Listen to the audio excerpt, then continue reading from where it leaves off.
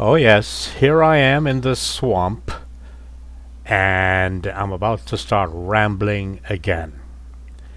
You would be surprised to discover how liberating, thought provoking, and educational a visit to the swamp can be. It was for me, and it always is when I visit. I don't visit as a tourist, but as a spirit making connections with other spirits. Yes, they talk to me. Ridicule if you wish, it is your right.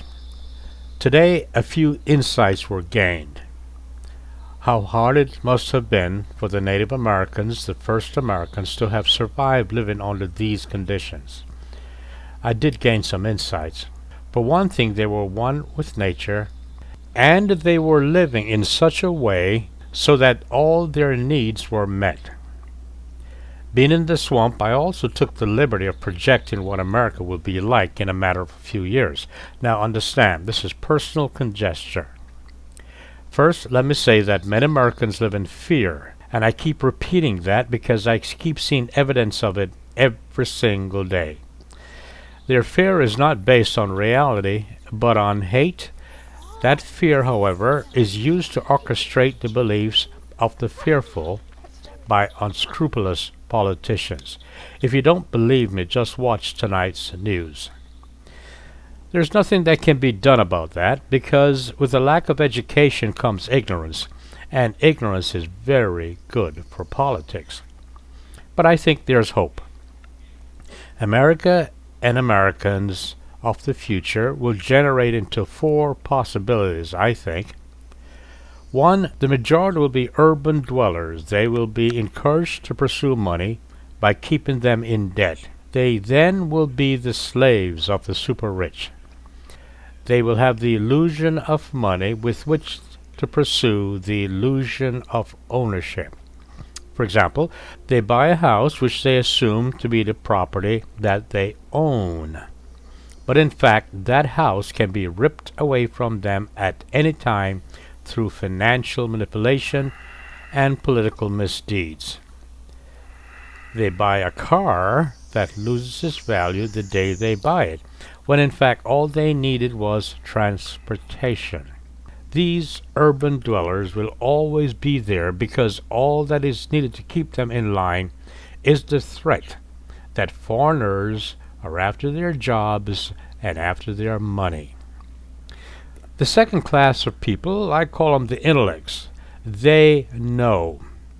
But that knowledge is self-serving, since that knowledge cannot be forced upon others who find comfort in stupidity and who find that ignorance is bliss. These intellects, I think, are very frustrated people. But not being an intellect, I can only guess. The third class of people, and I call them the idealists, they're philosophical people with access to knowledge, and they care. They care. They can see the future of an abused world, and they take no comfort in exploiting others. Unfortunately, history is not on their side. Their ideals are expressed in isms, and these isms are based on ideals, not facts. And there lies their frustrations. They see things that can never be in a world that is. The fourth class of people is the future. They're the ones formed from the second and third class of people.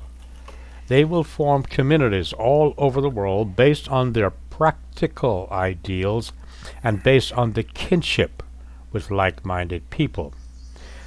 Their life is not about the acquisition of money and things. Money is simply a tool to be used, not something to be worshipped. Their life is about value, what each individual has to offer. It is about the quality of life and not the quantity of things. They see the earth as being sacred and that life is sacred. Each person is seen as a soul to be respected and admired. The covering of the person, that is, hair, eyes, skin colors, are superfluous. and not license to hate.